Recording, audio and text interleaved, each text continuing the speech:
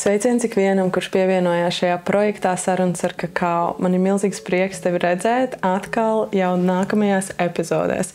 Neaizmirsti uzspiest subscribe šim kanālam, lai nenokavētu nākamo epizodi, un arī like šim video, ja tev patika. Un lūdzu padalies ar mums, ko tu paņemsi no šīs epizodes priekš sevis, kas tev aizķērās un kas tev paliks atmiņā. Un šodien mēs esam Ziedlijās, atpūtas vietā. Un šī konkrēta telpa, kurā mēs esam, ir stikla pirts, kur var veikt dažādas pirts rituālus pie ļoti labiem speciālistiem. Un šodien mūsu viesis ir Vilnis Lejnieks, pirtnieks, garīgais dziednieks un arī elpas speciālists. Un Vilnis šodien padalīsies ar to, kā mēs varam labāk justies caur pirts rituālu savā ikdienā un arī vispār iedvesmot sevi labākai dzīvošanai.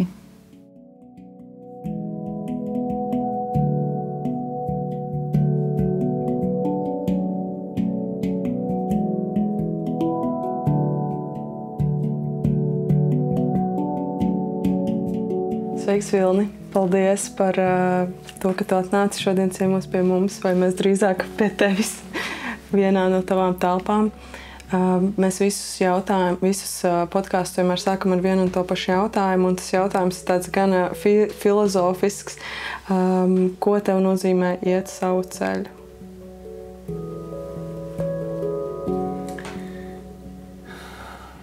Jā, mēs esam Ziedlijās, un arī esmu pateicīgs par iespēju šeit būt, darboties un radīt šo vietu, vidi, tīkamu, visiem, ne tikai sev.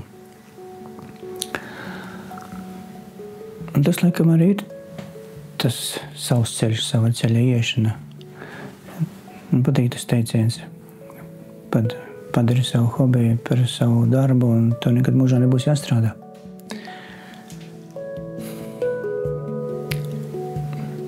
Mēs ticams, ka tas ir likuma sakarīgi. Varbūt arī jā, bet nojaust, uztaustīt, noticēt sajūtām un pēc tam ar apziņu tās pārvērst kaut kādā reālā darbībā, reālā notikumā. Man liekas, tas ir tas savs ceļš. Nevienmēr tas ir viegli, nevienmēr tas ir patīkami. Jātiek pāri šaubām, nedrošībai, arī bailēm. Nekad īsti nevar saprast, ejot šo ceļu, vai tas ir kā brīdinājums, nē, tas nav tavs, nedari. Citur būs labāk, ja tas ir kā izaicinājums. Tu esi tam gatavs, tu to vari, tu to spēsi. Pēc tam būs kaut kādi augļi. Kā pārbauda? Apmēram, jā. Pavasarī sējot graudus vai stādot kartupeļus, mēs jau domājam par labu ražu. Tāpat arī par dzīvošanu. Ir vairs domāt par gala rezultātu, bet izbaudot to ceļu. Jā, man patika viena mūsu cita viesa epizodē teica, ka kā viņi to redz, ka tas ceļš ir īstenībā visu laiku pārvarēt kaut kādas tās savas bailes. Visu laiku spērt to nākamo soli. Un tas savā veidā ir tā kā ej sev pāri, parādot, ka hei, var taču arī tā, var taču tā. Nav tā, ka tās bailes tāda kā ilūzija jau vien ir, kas mūs stādina no... Mēs paši īstenībā nezinām no kā, no sevis. Tas rada riktīgi prieku. Patiesībā riktīgi prieku, tādu dzīvošanas prieku, emociju prieku, sajūtu prieku. Un tik līdz pats esi sevi piepildījis, pats esmu sevi piepildījis, tev var dot arī kaut ko citiem. Kad cilvēks, kad devējs ir tukšs, tad tā došana arī tukša, tad nekāda. Darīšana tukša. Tieši par šo jautājumu arī runājot, varbūt ar to varam sākt, kā tu atjauno savu enerģiju darbā ar klientiem, pirms rituāliem.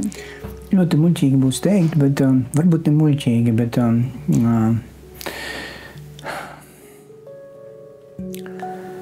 es viņu nezaudēju.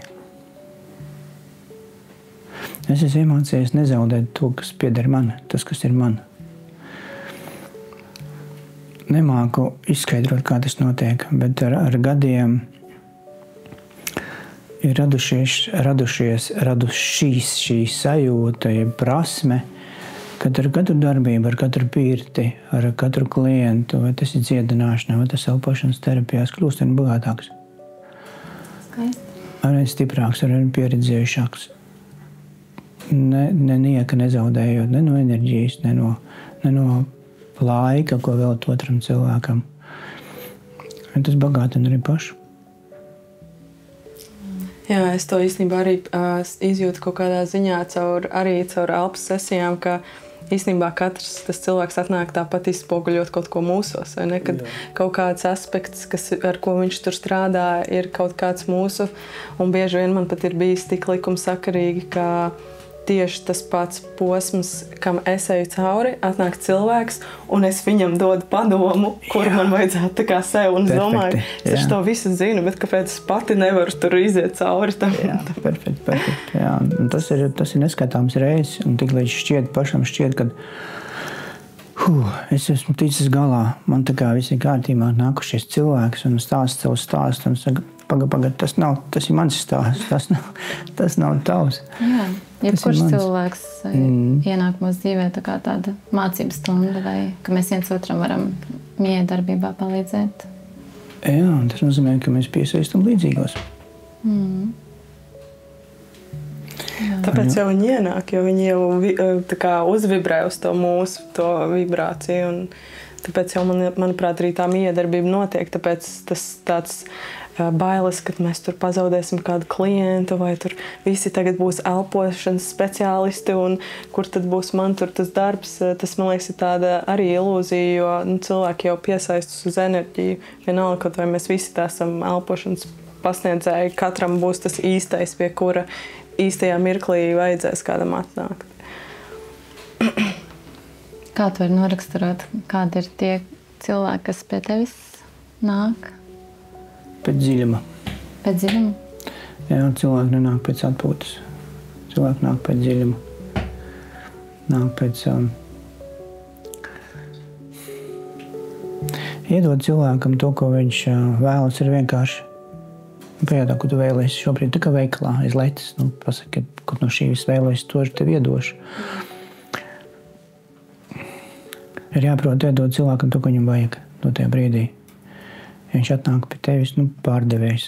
Cilvēks vēlos pārēst, vēlos garšīgi pārēst. Pārdevējiem ir uzdevums cilvēku pabarot. Iedod to, ko viņam šī brīdī vajag, kas viņam garšo, kas viņu bagātina dažādos veidos, fiziski, emocionāli, garīgi. Iedod to ēdienu, barību, kas viņu uztur. Tā ir prasme, tā ir māksla. Sajust, vai? Jā, sajust, nolasīt, vai arī kaut kā citādi pabūt tādu cilvēka ādā tādā brīdī, būt vienās līdzīgās vibrācijās ar to cilvēku. Katrs mēs vibrējam savējā kaut kādā tādā augstumā vai dziļumā vai plašumā. Bet tad, kad esam viens pret vienus ar cilvēku, pilnīgi vienalga, kur tas ir. Jā, tad... Un, kad tiek uzdots konkrēts jautājums, es vēlos, man nepieciešams, tad ir jāatrod atbildi kā. Un kā vispār tavs ceļš sākās uz šo pirti, uz elpu? Kas bija tas, kas tev lika tā kā sajust vai saprast ar prātu, ka tev to vajag? Man patika. Man vienkārši patika. Man aizrāva. Man vienmēr aizrāvusi nezināmais. Es bērnībā lasīju dažādas fantastiskas grāmatas, vēsturiskas ceļojumus, piedzīvojumus. Man izzināt, es centos neskatīties grāmatas beigās, kas tur noteikti citīgi lasīju. Ja kaut ko nesapratu, pārlasīju, centos izprast. Tā arī šo. Un tad solīts pa solītiem man aizrāva tas, ka es te neko nesaprotu. Man patika izzināt solīt pa solītiem. Tas pat nav izgaršot, tas ir izzināt. Tāds sajūtu, prasmi un zināšanu ceļš. Tā kā šīs trīs lietiņas saliek kopā, tad šķiet, ka jebkas ir iespējams. Garīgajā dziedniecībā, garīgā muguras taisnošana metode, kuras nodarbojos, tur nekas nav izskaidrojums. Viņš vienkārši notiek. Pastāst vairāk par to, kas ir garīgā muguras taisnošana. Tā ir metode, kuras palīdzību bez pieskaršanās pie auguma cilvēku var atbrīvot gan no fiziskās, gan emocionālās spriedzes, jeb otrādāk. Garīgā muguras taisnošana, kas saka, no augšas uz leju. Cilvēks ir spriedzē, jo viņš ir emocionāli. Kaut kas nebūtu ir noticis par daudz, par strauju, par grūtu. Un tiklīdz cilvēku atbrīvo no šīs emocionālās spriedzes, atbrīvos arī fiziskais ķermenis. Viss rezonē. Ļoti labi zināt, ka katrai emocijai ir tieši un netieši piesaistīts kāda ķermeņa vieta vai orgāns ķermenī. Ja cilvēku atbrīvo fiziski izmasē, vai viņš regulāri nodarbojas ar sportu, tādā veidā tiek vaļā no savas emocionālās spriedzes, noskrienās, ir labi. Izingrojās, ir labi. Bet viņš nokļūst atpakaļ tajā vidē, kur reāli nekas mainījies nav, un domās, ka nekas mainījies nav. Viņam nāk šorīt atkal jāskrien no jauna, vai jāiet pie fizioterapeita no jauna, pie masēra no jauna, jo nekas jau nav reāli mainījies. Un tie tādi plākstrīši, ka visu laiku līmē, uz vienu tā pašu pušu un virsū, bet pušu viņš netiek dziedēts apmēram tā. Tas tā kā izdara tabletīti pret tabletīti, galvas jā.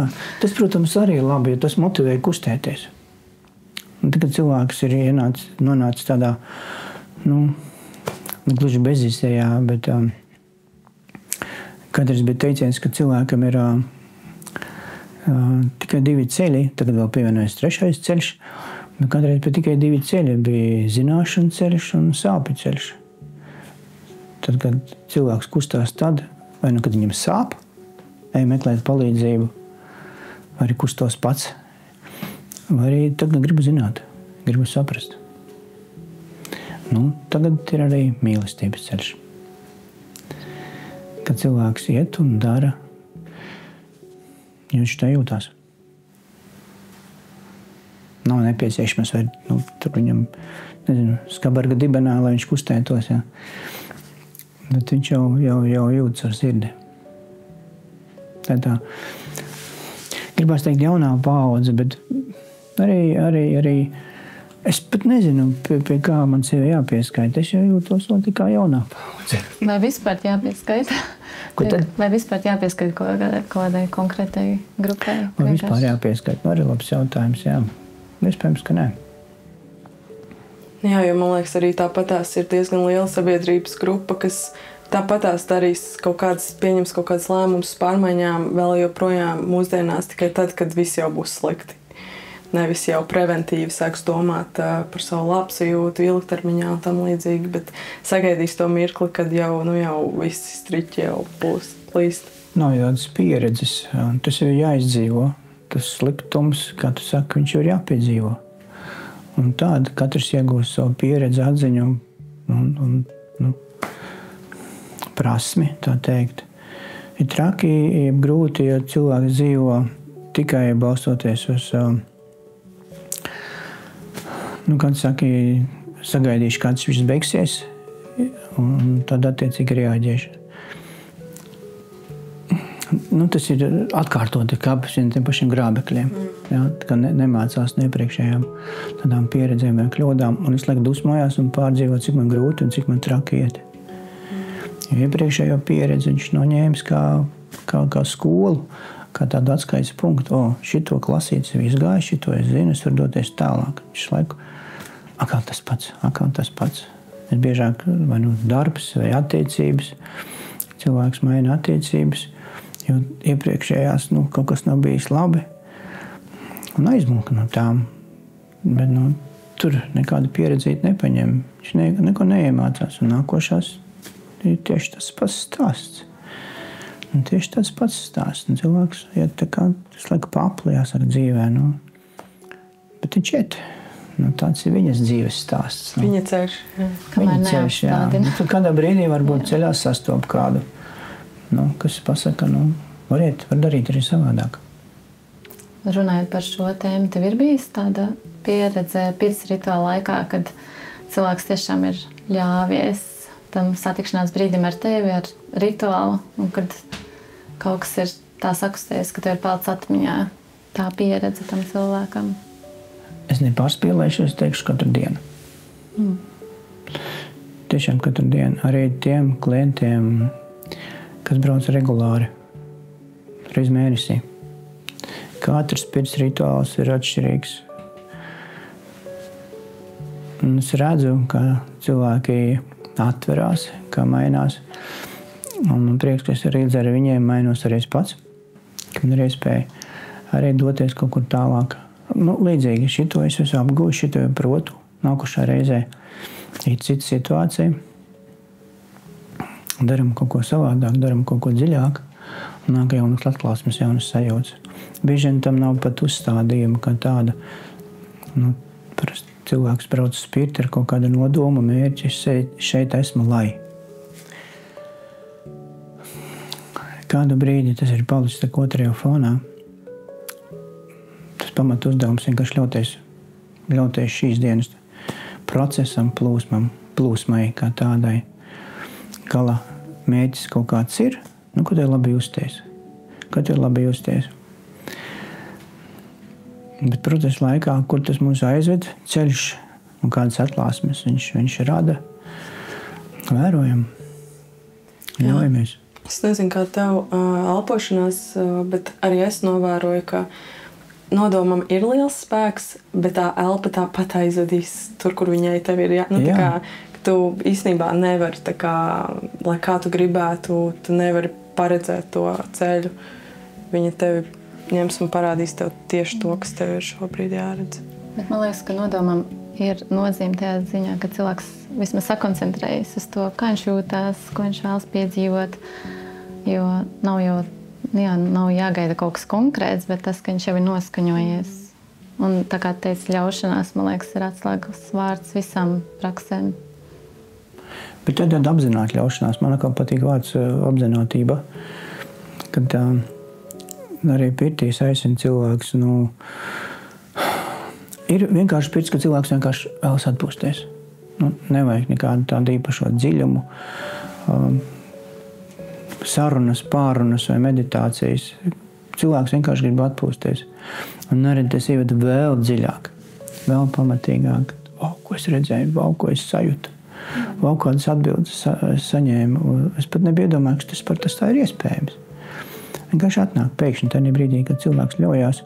Bet kaut kādā brīdī tas ir riskanti. Tas apmēram tāpat kā apgulties laivā, straujā upē, bez airiem, ļaut, lai man nes. Un tur vajag liela drosme. Nezinot, kas tur priekšā būs, kur iznesīs. Vai tā laiva apgāzīsies, vai tur priekšā ir ūdenskritums, kas notiks, kur man aiznesīs. Un kādā brīdī gribēs ķerties pie tiem airiem, lekt stāvus. Kas tagad notiek? Man te ir droši palikt, tie bija jāliec ārā. Jā, man pēc pieredzes arī bija tā, ka tad, kad man bija pirts rituāls, ka es zināju, uz ko es eju, man bija pilnīgi cita pieredze, kā tad, kad man vienkārši piedāvāja, pusstundu pirms, lai es ielec iekšā. Un es teicu jā, un tad tur man bija tāda spēcīgākā pieredze. Bet man bija tas moments, kad tā kā es nezināju, uz ko es eju, es ļāvos līdz brīdim, kad es tā kā nobijos pat no sevis. Un man paveicās ar pirtnieku, kas bija klāt man, un viņš sajūta, un viņš vienkārši citādā veidā man ievadīja tur, kur bija jānoved. Jā. Un es nokļuvu tajā visuma sajūtā, vai kosmosa sajūtā, vai mammas vēdra sajūtā, kā kurš to apraksta. Tu nevar aprakstīt vienkārši tiešām, ka viss apstājas, un tu esi tikai ar sevi. Jā, tu atbildēsi ļoti labi kad cik liela nozīme ir cilvēkam, kurš blakus. Vai tas ir elpošanas terapeits, vai tas ir pirtnieks, vai kaut kāds garīgā ceļa pavadonis, kad tas, kurš ir klāt, tas spēj saprast, nolasīt, novadīt, lai cilvēks jūtas droši, lai pieredze nav traumatiska kā tāda. Diemžēl arī ir tādas situācijas,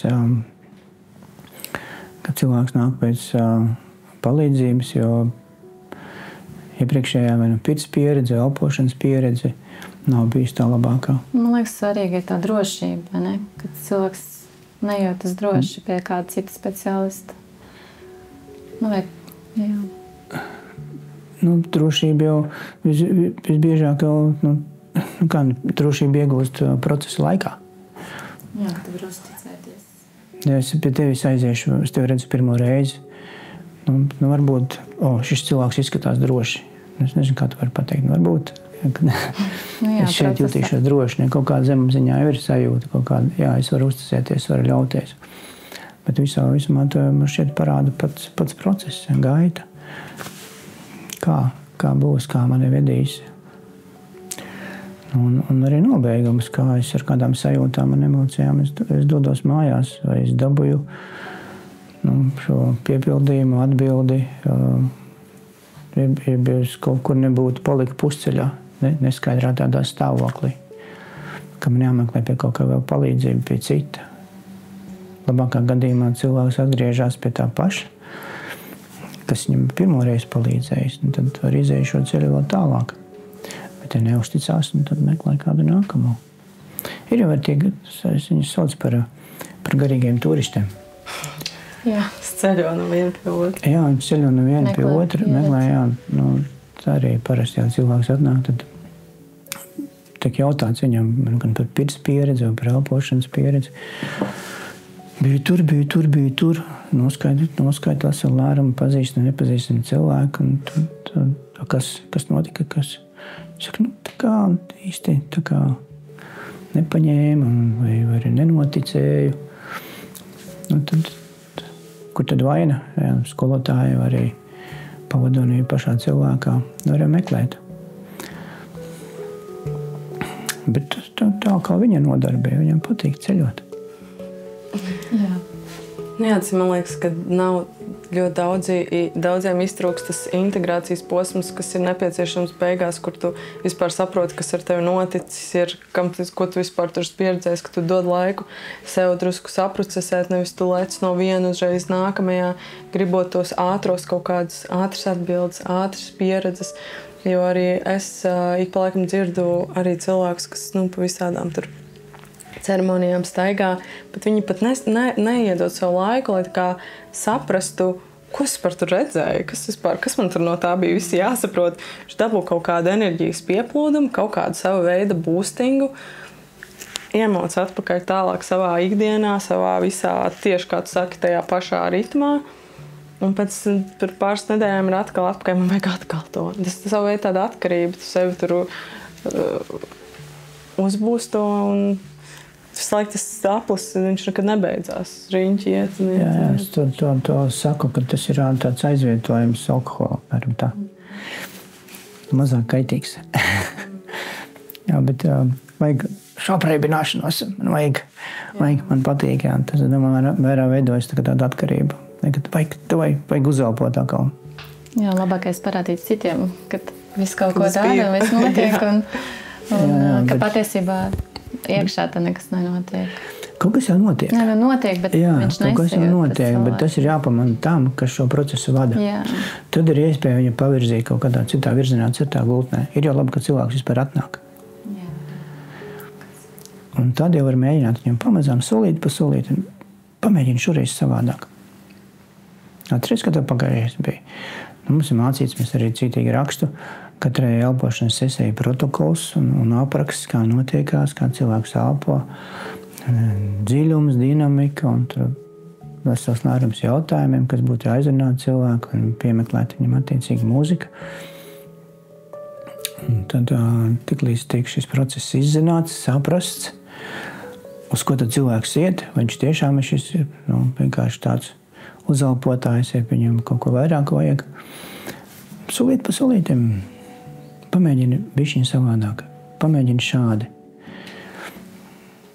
Jā, tas ir labi, ka tu neej pie tā cilvēka ar vienu to pašu pieeju. Tā. Tāpat kā pirtis ar elpošanas sesijas ir pilnīgi atšķirīgas katra. Pilnīgi atšķirīgas. Jā, integratīva elpošanā mums arī tas ļoti patīk, kad pasniedzēji saintegrējuši visu zināmās elpošanas prakses pasaulē, kas ir vienā. Tur gan meditācijas, gan afirmācijas, gan pieskārieni, gan punktu tāda terapija. Te būs varbūt tur joga, tas taipīšanās, bet kustības ir. Tur gan no holotropās elpošanas metodas ir, gan no dažādām stāvus elpojumu, ka nepieciešams. Lai izkustinātu kaut ko nebūtu, kas cilvēkā ir nepieciešams. Tas vēl ir jāsaprot. Kas tagad ir vajadzīgs, kas šajā brīdī šim cilvēkam dara. Reizēm tas izveidojas par tādu eksperimentu. Reizēm, jo šķiet, ka jā, bet beigās izrādās nebija, bet to cilvēku izrunā sākumā. Daram šādi, skatīsimies, kur mums tas vedīs. Man šķiet, ka galvenais ir neuzspiest cilvēkam savu viedokli, bet piedāvāt. Pamēģini. Jo tas sadala atbildību. Ja es strikti cilvēkam darīju tikai šādi, un ja rezultāta nav, mums ticams, ka nākošais cilvēks atnāks. Man lika, es jūtos slikti, negribu vairāk. Man ir piespieda. Kurā gadījumā tā ir sadarbība? Sasmējāmies paši par savu pieredzi. Bet, kā jebkuram, es domāju, telpas turētājiem un tādam skolotājiem, enerģijas skolotājiem, tev ir tā atbildība par to. Un mēs jau arī mācāmies caur savām kļūdām. Man interesanti, es varbūt neminēšu uzvārdos, bet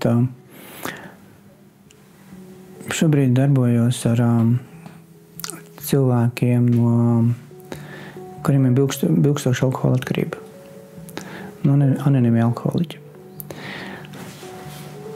Ļoti interesanti vērot, kā mainās viņa attieksme par dzīvi kā tādu.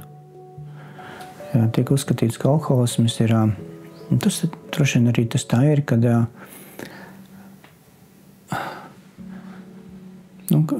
kā meitene teica, ja es esmu alkoholiķis, tādas esmu visu mūžu.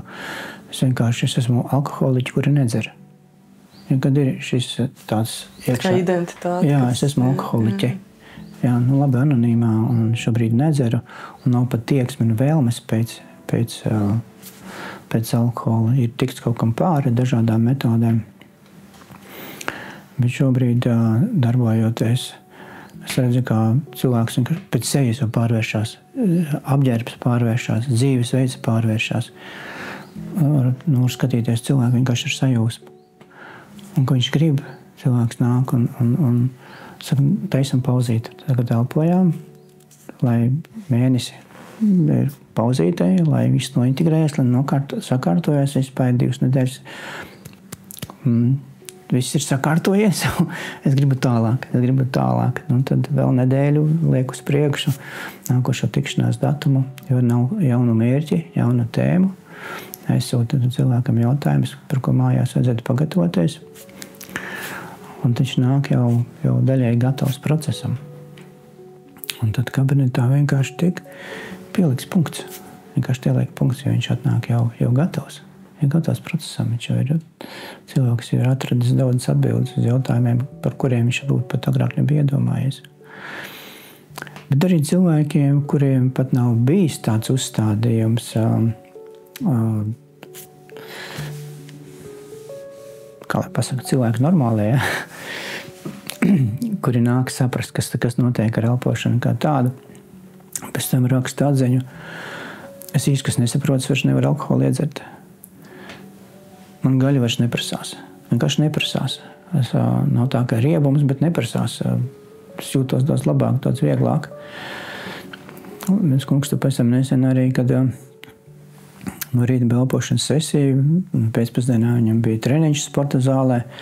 Ja viņš ikdienā tur 70 kg stieni cilā, viņš piegājis pie 100 un uzcēlis bez problēmām. Pārējie brīnās, ko tu izdarīji, kas notiekās, tu kaut ko tagad salietojies. Jā, salietojies, tev kaut kas devai mums arī. Viņš saka, nē, man vienkārši no rīta elpošanas sesija. Es saku, wow, kā? Jā, tas man bija pārsteigums, jā, kad var izdarīt, jā. Pārējie tur viņa treniņu biedri, kur tas bija, pie kā tas bija, dod man telefonu, arī gribu, arī vajag. Un tā tas aiziet pamazām, jā, ka rezultāti reizēm arī mani pārsteidza. Un ir izdevies salikt kopā visas 3 šīs metodes. Elpošana ir man pats jaunākais. Es praktizēju tikai 2 gadi. Mācos, vēl gads ir jāmācās. Pirts, garīgā dziedniecība un elpošana. Un tad visu laiku kombinācijās. Pašlaik nav bijis daudz cilvēku, 3, 4, kas ir izgājuši šo visu ciklu. Ir parasti garīgā dziedniecība kabinetā, taisnošana, cilvēks tiek maksimāli atbrīvots no uzkrātās spriedzes. Pēc tam ir vienkārši pirtiņa, pēc tam elpošanas sesija kabinetā. Bet tas ir tā kā viss vienā reizē, vai tas ir cik? Ik pa brīdim. Tās vai no 2 nedēļas, vai 3, vai mēnesis, pajūt, un cik bieži, cik ļoti cilvēks ir gatavs. Jo katrai metodē ir sava pēcgarša. Kad viņš tiešām, foršais vārdiņš integrācija, kad viņš ieveļās dzīvē. Ja viņš notika, bet to vajag nostiprināt. Un tad, kad iziet šo pilnu ciklu, tad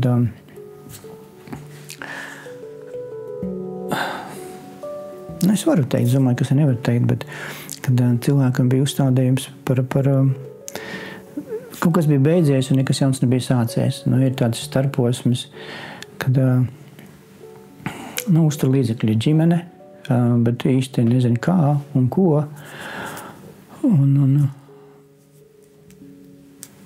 Un pēc visām reizēm es neatceros, cik reizes puisis nāca kopumā. 10, nebija varbūt 10 reizes. To aplīti gāja, bet beidzamā reize pirtiņā viņš teica, es ļoti labi atceros pirmo reizi, kad mēs tikāmies un es pie tevis biju un atceros to pirmo mērķi, kad man prasīja tēli krūzē, kāpēc tas atbraucis, ka es teicu es nezinu, kā būtu. Es nezinu, kur likties tagad, nekā jauna nav. Un tagad es varu tev droši pateikt, es nezinu, ko naudu darīt. Viņa vienkārši plūst. Tad man arī bija muti vaļā. Kā tu to dabūji gatavu? Jo ne jau viņš to izdarīja. Es vienkārši palīdzēju. Jā, tas darbs ar enerģiju, vai ne? Ļoti. Jā. Sakārto savu enerģiju, tad arī apkārt sakārtojas. Jā. Bet jā, izklausās ļoti laba kombinācija. Tas, ko tu dari, tā kā dziedniecība, pirts un vēl elpa. Jā, un šodien man bija iespēja strādāt. No rīta bija meitene kabinetā, kad es pirmo reizi, un parasti elpošanas sesija notiek uz grīdas guļot. Ja? Tur vienkārši drošības apsvērumu dēļ. Meitenei sāpēja mugura šorīt, un skaidrs, ka bija papriekšā veids, bija viņai dziedniecības seans, lai viņa varētu mierīgi pagulēt. Un es viņai piedāvāju elpot ar pats kušets guļot. Lēnām prātīgi elpot. Man arī aizrāvās elpa no tā, kas notika ar meiteni. Kad es strādāju ar viņu, un viņa tādā brīdī elpoja. Es vadīju elpošanas sesiju, un tādā pašā reizē ar viņu arī strādāju. Acis pārvērtās. Ja? Cilvēks ar kristāliskām acīm esat redzējuši. Dzint ar kristāliskām acīm. Tagad spīd un piesātināts tāds. Viņa arī teica, es šādu vieglumu pirmoreiz mūžā jūtu. Tagad.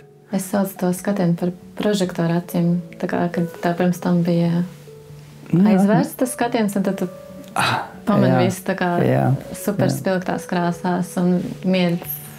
Jā, un liekas, ka cilvēks, tikai viņš tā jūtās, jo pāris centimetri virs zemes, bet arī es viņu redzu tā. Skaisti. Ka ir labi, ka ir viegli. Tas ir dod šo unikālo gandarījumu sajūtu un tādu motivāciju turpināt. Šis ir labi. Jā. Šis ir labi, šis palīdz. Jāmeklē vēl kaut kas jauns. Kā? Ar ko? Tad pat nav jāprasa, kāpēc. Ja? Tas ir skaidrs, kāpēc. Man liekas, ka tas ir tas, kas mums ir ritīgi nepieciešams visiem sajust to, ka mēs esam mums ir vērtība, nu, tā kā nevis priekš sevis, priekš savu ego, bet kad es varu kādam kaut ko dot, kaut ko kalpot, kad es esmu šeit vajadzīga kādam. Un caur šitām praksēm to ir vislabāk izjust, jo man pašai ir bijuši periodi, ka kaut kāds laiks liekas tur, nekas nenotiek, kaut kas, un atnāk cilvēks sesiju, viņš aiziet tik laimīgs, un man ir tāds, man ir jēga, man ir dzīvē ir jēga. Jā. Jā, vai arī otrā. Nu jā, īstenībā vispilgtāk ir tad, kad tev pašai liekas, tā kā, vai tiešām tā kā tu dod kaut kādu devumu apkārtējiem, un tad pēkšņi atnāk tā atbilde tieši no cilvēka. Jā, tā tāda labākā dāvana, kad tu redzi, ka kādam tas strādā. Neviens jau nevar aizliegt labi justies, pareizi, nu neviens. Nav neviena cilvēka spēkos otram aizliegt labi justies, un tā ir tikai vienīgi paša izvēle. Ja vien to varētu tā nopirkt ātri, vai ne? Vienkārši kaut kur. Ko nu? To labsajūtu. Kad no rīta pieceļos un varu pasaka, ka šodien izvēlos justies labi. Viss. Es arī lasīju, ka Dīpaks Čopra katru rītu pamostas un novērtē savu rītu no 1 līdz 10. Un tad tas mērķis ir tā kā pamosties, atvērt acis un 10. Un sākt savu dienu. Jā, uz ko mēs tiecamies. Bet tu minēji par to par garīgumu un garīgumu praksēm. Ko tev nozīmē vārds garīgums?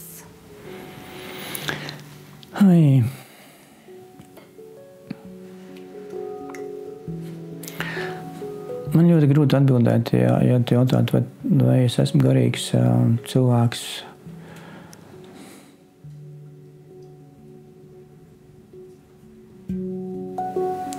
Fizisks, garīgs. Viņš ir kaut kur nešķirams. Vai praktiska darba darītājs, nezinu, galdnieks, apkopējs, vai arī mežstrādnieks. Vai viņš var būt garīgs? Kāpēc nē? Tieši tā. Es nedomāju, ka garīgam cilvēkam ir pastāvīgi jāsēž jogas pozā, kaut kur jāmeditē, jāatrodās vidē, kur nekas netraucē, klusumā, mierā. Ka tas ir kaut kāds tāds iekšējs stāvoklis, vibrācijas stāvoklis.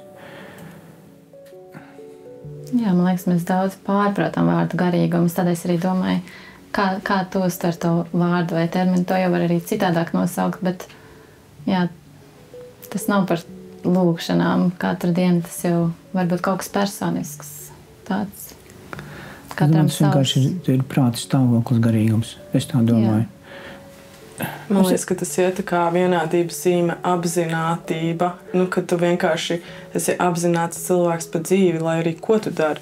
Ikvienu, ko tu satiec ar savu ģimeni, ar bērniem, ka tu to savu apzinātību, to savu viedumu kaut kādu varbūt, tu nes viņu šajā sabiedrībā, ka tu par to runā, tu vienkārši ar to, kāds tu esi. Kāds tu esi, kādas ir tavas darbības tieši tā, kā tu attiecies pret to apkopēju, kā tu attiecies pret to veikalu pārdevēju.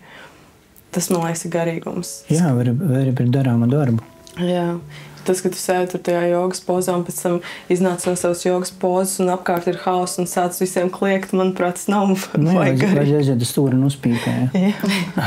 Bet arī es saskaros vienkārši, ja par pīpēšanu runājot, saskaros ar jogas apmācībām. Un pēdējā kursā mums bija guru, kuram ir šīs spējas dziedināt, un es redzēju viņu pīpējumu. Man bija tāds tā kā mazliet šoks. Ja tīpaši, ka, man liekas, es vēl biju tādā jogas burbulī, ka visi ir tādās tā kā kategorijās, ka tu nedrīkst. Un es viņam uzdevu šo jautājumu, tā kā, kādēļ tu to dari? Un viņš saka, bet viņam tas sagādā baudu tajā brīdī, bet tas nav tādēļ, ka viņam vajag, piemēram, nomierināt sev vai vajag enerģiju. Bet vienkārši tas process viņam sagādā baudu, bet viņš pēc tam strādās ar sevi, lai sev atjaunotu. Un viņš zina, ka viņš sev dara pāri, bet tas ir tas, kas viņam ir vajadzīgs. Viņš sev atradīs iemeslu strādāt. Jā, viņš iedeva savu darbu. Tad man likās, ka kādēļ nē? Protams, ka tas nav labi, mēs zinām, ka tas nav labi, bet Bet tajā pašā laikā viņam nesamazinās tā viņa garīguma pakāpe. Jā, varbūt tur ir taisnība. Reizēm bijis tāds, kad pirtiņi ļoti labi izdarīs, un cilvēks jūtās vienkārši fantastiski. Redz, kad viņš tepat izietais stūra, bišķiņ attālāk no pirtiņa, un tas vētlēmē uzsmēķēt. Viss darbs pa galam, bet varbūt arī tur taisnība, jā, ka tas iedod vēl tādu dziļāku labsajūtu tam brīdim. Varbūt, ja tā nav atkarība, vai ka tu tā kā kontrolē to procesu, tu zini, apzināti. Varbūt arī, mēs visi apzināti smēķēšanu. Ko tad viņš smēķē, ja? Kas tas ir? Jā, par šo noteikti var diskutēt. Bet es domāju, jā, ka man nesamazināja tas viņa vērtība vai tas, kā viņš strādāja ar mums. Un, jā, viņš tiešām bija klātesošs un viņam bija savas prakses, bet bija arī tādi.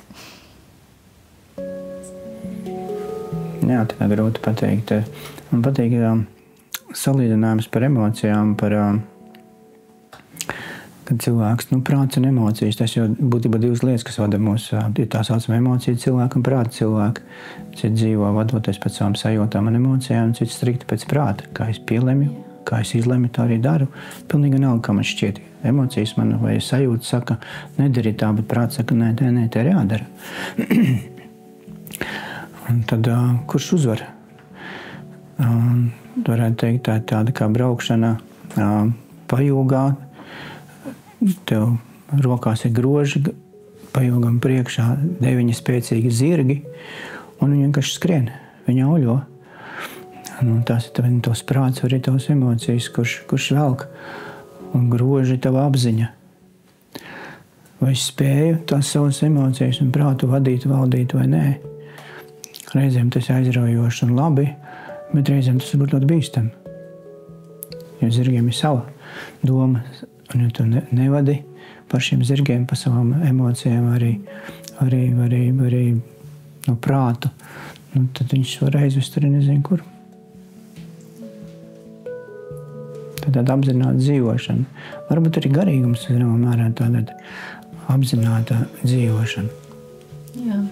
Jā, tie, kas mūs varbūt skatās šobrīd un nav saskārušies ar pirts rituālu kā rituālu. Protams, mums Latvijā pirts ir tā kā jau mūsu daļa no mums, un gan arī katram laukos kaut kur ir kāda pirtiņa, bet tu varbūt vari tā kā ieskicēt vispār, kas tas pirts rituāls tāds ir, ar ko viņš atšķiras no vienkārši aiziešanu uz pirti ar vecvecākiem vai vecākiem vai draugiem. Es varbūt par šo vārdiņa rituāla jēgu, man izpratni par rituālu, kad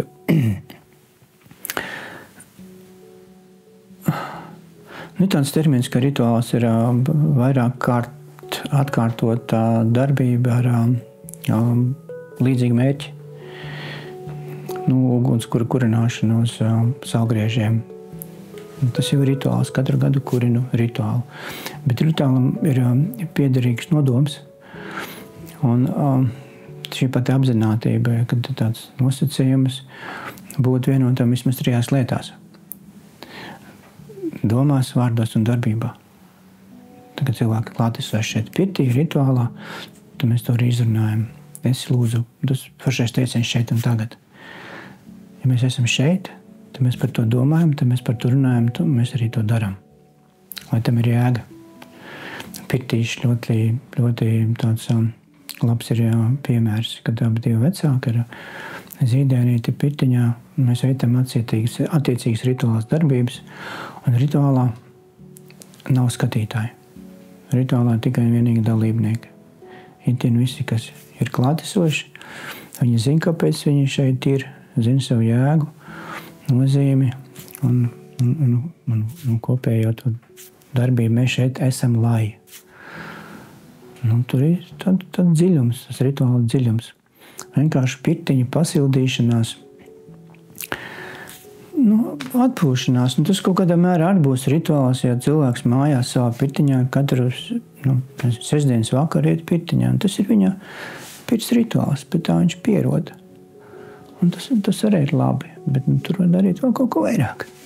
Varbūt kādam mērķim cilvēks nāktu uz pirts rituālu. ja viņam šeit klausās, un viņš domā, kaut kas jauns, kaut kas nedzirdēts, vai man to vajag, vai man to nevajag, kas tur vispār tā kā notiek? Es teikšu vienkārši, lai justos labāk. Lai justos labāk fiziski, lai justos labāk emocionāli. Varbūt no augšu emocionāli un fiziski, jo kārtīgu spēka vīru, varbūt salauz grūti būs fizisks, nebūs iespējams viņu pārvarēt, bet ja viņš nebūs emocionāli noturīgs, viņu var salauzt emocionāli, viņš nevarēs pat sērkots viņu no zemes pacelt. Lai arī cik daudz spēka cilvēkam nebūtu. Jā. Man jāsaka paldies arī. Es esmu bijusi šeit un pie jums arī, un ja par tām pirtīžām runājot, ir, man liekas, svarīgi man bija kā klientam tas, kad, lai arī mēs atnācām, piemēram, 4, kā ģimene bija sajūta kā ģimenei, bet tajā pašā laikā bija ļoti individuāli sajūta, ka katram pieiet ļoti, ļoti individuāli un tā kā izdara to, kas ir jāizdara tieši tajā konkrētajā brīdī. To es novērtēju. Bet tajā pašā laikā bija tā kā kopības sajūta, tā kā tu minēji, kad neviens šeit nevēro mūs un mēs varam kaut ko kopā radīt. Jā, radīt arī tas būs saslēga vārds. Visu laiku kaut ko radīt, jā. Vai nu prieku, laimi, labsajūtu. Kaut ko radīt sev, citiem, vidī. Jā, man liekas, arī nevajadzētu baidīties no siltuma vai no karstuma, ja kādam ir bail no karstuma tieši, jo es esmu dzirdējis līdzīgi kā ar stereotipiem par katru nozari. Tad pa pirti ir tā kā karstums nav mans. Man liekas, tas vispār nav par pirts rituālu, jo tur arī tik individuāli pieiet. Zilajās ir pirts unikāls ar to, kad kādreiz bija stereotips, kad tiešām pirts ir karsta telpa, karsta vide, kā leduskapis. Ja? Ejam tur iekšā, un tad ir kaut kādas zināmas procesas, mocības ir tagad jāiztur, lai pēc tam justos labi. Ļoti laba ventilācija, ļoti daudz gaismas. Mēs šeit, stikla pirtiņā, tur, kur mēs esam. Kādam varbūt arī tas rada diskomfortu, gaismā gulēt, bet šī atklātības un brīvības sajūta, pēc tam, kā cilvēks stāsta par savām, dalās par savām sajūtām, viņi rada pavisam citu uzskatu par pirti, par pārdzīvoto pirtī, par sajusto pirtī, tā brīvības, viegluma, tāda gaišuma sajūta. Tradicionāli pieredze klasiskā pirts un tiešām tāda pustumša telpa, maziņu lodziņu. Nav gaisa. Jā, nav gaisa, tāds intīms viss. Jā, tā ir ierasts, jā. Tie arī tie ir stereotipi. Var arī savādāk. Cilvēkam arī sākam arī pamēģini šoreiz savādāk. Tu meitām taisīja pirtīšas? Jā, vienai meitai tieši pie viņa arī sanāca, mums bija ļoti maģiski. Un katram pilnīgi citādāk pieredze, bet jā, man ļoti laba sajūta un tagad teica tas vieglums un tiešām likās, ka man samīļo, gan mani samīļo, gan bērni samīļo, gan vīri atsevišķi samīļo, tā kā katram savs. Tētim ir ļoti spēcinošs tāds tēva piedzimšanas rituāls pirtī, sevišķi tēvi, kas pirmo reizi brauc uz pirtiņu. Es nezinu, vai tā ir. Es neatceros pēc savas pieredzes, bet ļoti iespējams, ka tā bija.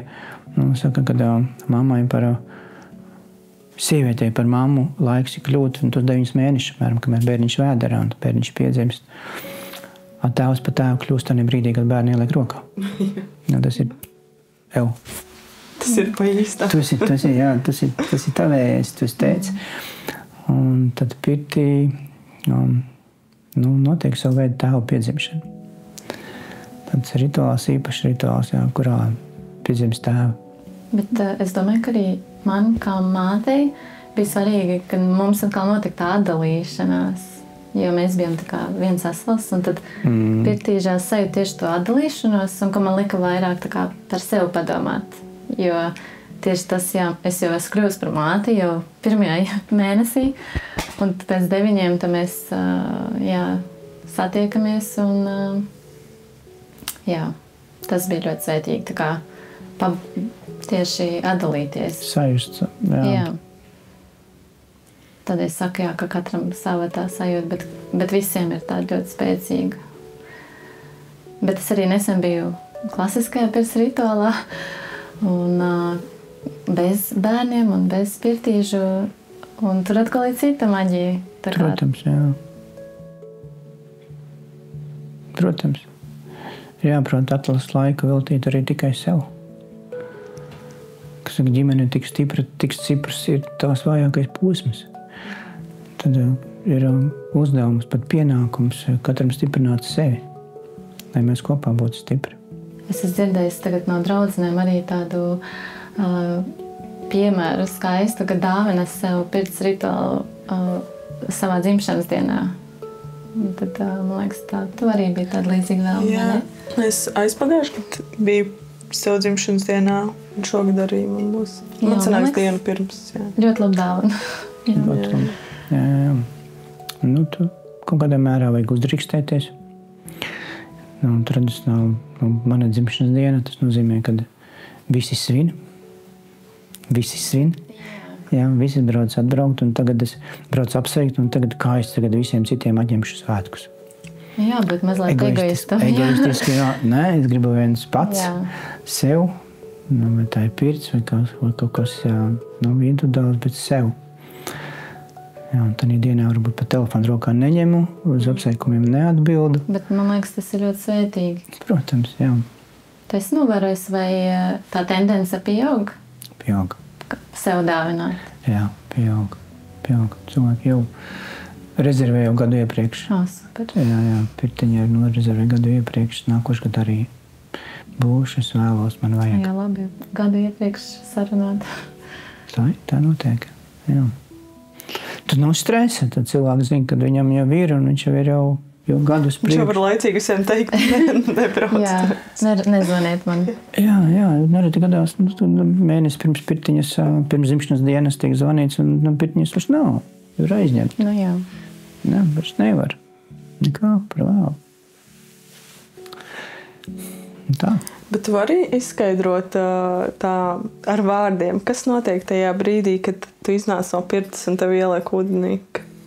Jā, tā manu kosmosa sajūta ar vārdiem. Kaut kas līdzīgi, kas integrācijas laikā pēc elpošanas. Jā, bet tam, es to zinu, bet tam, kurš to nezina, kā tu to ietērptu vārdos, kā to vispār var to sajūtu nodot kādam? Ir vairāk izskaidrojumi, ir tas zinātniskais izskaidrojums, varbūt to arī sākšu, lai nepiedēts cilvēks, kurš vispār to pirmo reizi tagad, cilvēks, kas pirmo reizi pirtī un pirmo reizi viņš ir ūdenī, tiek turēts rokām, šī sajūta ir bailes. Ir bailes ļauties. Kas tagad notiek? Es šo situāciju vairs nepārvaldu. Es viņu nevadu, ar mani notiek kaut kas tāds. Tā ir tā iegūšanās straujā upē laivā bez airiem, pēram tā. Vienkārši ļauties procesam, bet kaut cilvēkam uzticēties, ka šī upe ir droša. Ja te viss notiks tieši tā, kā šī brīdī ir nepieciešams. Nevis tā kā vajag, bet kā nepieciešams. Ja? Bet ir fizioloģiski pirtī karsts, asinsvadi paplašinās, ūdenī ir vēss, asinsvadi sašaurinās, un galvai asinsvadi ir vistuvāk, viņi sašaurinās visātrāk, galvai asins līdz ar to skābekļa piegāde samazinās un izveidojas tāds tā kā negluži skābekļa bats, bet tāds apziņas maiņa. Cilvēks, es saku, redz uz iekšu, nevis uz āru, bet uz iekšu. Zem ūdens esot un arī ūdenī guļot, es nezinu, tas tā īsti ir, un to droši vien nevar pierādīt, ka cilvēks neuztver to, kas notiek apkārt. Nav saucamais egregors vai iespaidi vai kaut kas tam līdzīgs vispārēji uzskati, kas valda visu laiku mums apkārt. Ja, tas lielais burbulis, bumbulis, vai kurā visu laiku dzīvojam, viņš vairs neeksistē. Un tad cilvēks var būt kopā ar sevi, ar savām domām, ar sajūtām. Neredz cilvēks, ka viņi griež, ūdenī guļ, tu man griezi rīņķi, reāli mēs stāvējam uz vietas. Nē, tu man griezi, mēs kaut kur virpuļājām, un tad man kaut kur nesi, un kaut kas notika. Kā tu to mācēji? Kā tu to prati izdarīt? Tad pirmais tāds apliecinājums par to, ka cilvēka notiek pārmaiņas, ir plakstiņa vibrācija, cilvēks guļ, un plakstiņa tā sāk vibrēt, ka cilvēks šobrīd mainās apziņa. Otrais ir enerģijas pieplūdums tieši galvai, skausta, un cilvēks tiek turēts parasti viena roka ir uz krustakaula, otra pie skausta, priekš paliek silts krustakaulā plaukstā, tad tas siltums virzās augšā pie skausta, un abās rokās ir karsts, aiziet karstums uz augšu. Un tad es saprotu, ka cilvēks šobrīd izmainīt apziņas stāvoklī. Un tā ir mana sajūta, es nezinu, kā citi jūta. Tad cilvēks tik turēts tik ilgi, kamēr šis karstums samazinās, cilvēks atgriežas. Nebūtu labi, ka es saku, nedrīkst lekt ārā no karuseļa, kurš vēl griežās.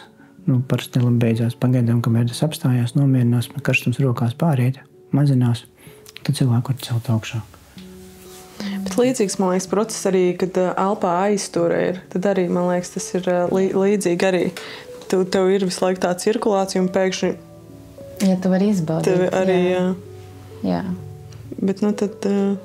jā, drusciņ citādāk, bet ļoti līdzīgi. Bet vispār es esmu gan izvadījis elpu, gan pirti, gan arī kaut kādas tās pieskārusies varbūt garīgajām praksēm. Un viss ir viens gala rezultātā, bet tas, kā tu sasniedz to mērķi, ceļi ir dažādi. Jā, ceļi ir dažādi. Un man bija, piemēram, piemērs, kad es sāku ar kundalīni, vai to enerģijas celšanu vai iekustināšanu, un man tad nenotika nekas. Viņa tur man kustējās, 3 mēneši kustējās. Un tad es nokļuvu šeit pirts rituālā, un šeit man tā kā noslēdza to elpli, un tad es sasniedzu to stāvokli. Bet man viņa atkal bija tās pašas sajūtas, tā kā elpā atnāca pirtī, bet pirts man palīdzēja ar to peldi tā kā noslēgt to un sajust to, kad ir pabeigtība vai... Un tas tik individuāli. Te viss ir palīdzoši instrumenti, tiešām palīdzoši instrumenti, jā. Kādam der varbūt tikai joga, kādam der tikai elpošana, kādam der tikai pirts. Kādam viss kopā. Kādam viss kopā, jā. Tas, kas grib vairāk dziļāk, jā, tas meklē vēl vairāk, vēl dziļāk. Ir, pat jau vaskas vai arī tas vārdas vai dažādas prakses, ko cilvēki meklē, lai izmainītu, lai panāktu izmainīt apziņas stāvokli. Katram ir savs. Katram tiešām ir savs. Un kurš ir labs un kurš ir slikts, vai mēs to spējam izšķirt. Bet jauki, ka tu esi atradis tādu, kas tev saskan kopā tās prakses, un ka tu vari dot arī tālāk citiem. Paldies. Es nezinu, kam paldies. Kaut kas jau visā šajā ceļā un procesā vada.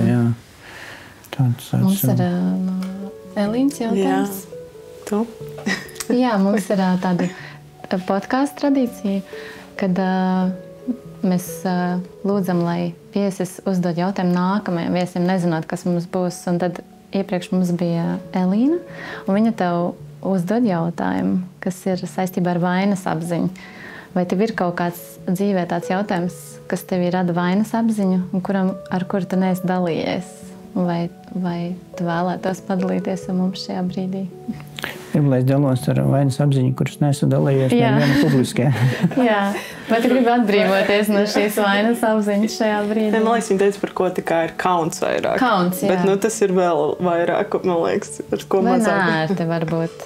Kas man šobrīd nāk prātā, tas bija posms, pirms es pieņēmu tādu izšķirošu lēmumu savā dzīvē. Kad bailes būt vainīgam par to, ka es vēlos būt laimīgs. Tas ir īstenībā ļoti liels, liela tēma, kas ļoti daudziem ir aktuāla.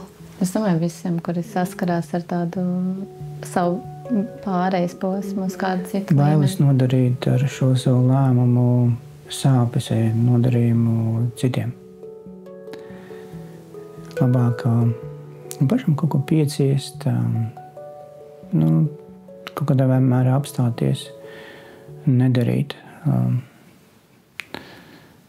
Kaut arī pašu esošā situācijās, esošais stāvoklis nedara laimīgi. Tā teikt, saprot, ka tur vairs īsti nav attīstības un gribās kaut ko vairāk, gribās kaut ko tālāk. Un tad ir šī mokošā baiļu un vainas apziņa, un tas ir tāds ķīsels un mistrs. Jā, tur man jāsaka paldies vairākiem citiem cilvēkiem, kad palīdzēja to izdzīvot, saņemties drosmi un darīt. Arī nezinot, kā būs. Pilnīgi nezinot, kā būs. Un ja šobrīd jāskatās atpakaļ, tad patiesībā nav iespējams pateikt, vai kā būtu bijis tad, ja es nebūtu to darījis. Par laimi, vai diemžēl mums nav iespēja paskatīties, pagriezt, padzīvoties pagātnes notikumos. Tagad dzīvoju šito dzīvi, visu palikšu apakaļ, padzīvošu to dzīvi, nes kā būtu bijis tad. Jā, mēs varam tikai iedomāties, kā tur būtu bijis. Bet paldies Dievam, mums ir spēja, prasmē mainīt attieksmi pret notiekošo. Par to pagātni. Mēs ar pagātnes notikumus mainīt nespējam loģiski, bet mēs spējam mainīt attieksmi pret tiem, paņemot to kā pieredzi. To, ko runājam, nevis kā sāpi, pārdzīvojumu, dusmu, aizvainojumu, kaut kādu citu negāciju un sevi nest gadu gadiem, bet kā pieredzi. Kā tādus ķieģelīšus, tos smagums un grūtums nes kā maisu uz pleca, un cilvēks vienmēr sagums, paliek vien grūtāk. Bet es paņemu to, ko pieredzi, nolieku savu ceļā priekšā, un līdz ar to veidoju, skaties, kas mums pa foršiešana, kas pa labu dzīvošana. Jā, paldies. Jā, un kāds ir tavs jautājums mūsu nākamajam viesim? Ko tu domā par pateicību? Kas tavā izpratnē ir pateicība? Ko tā dod cilvēka dzīvē un kāda tev vispār ir jēga? Paldies. Paldies. Paldies, ka veltīji mums laiku.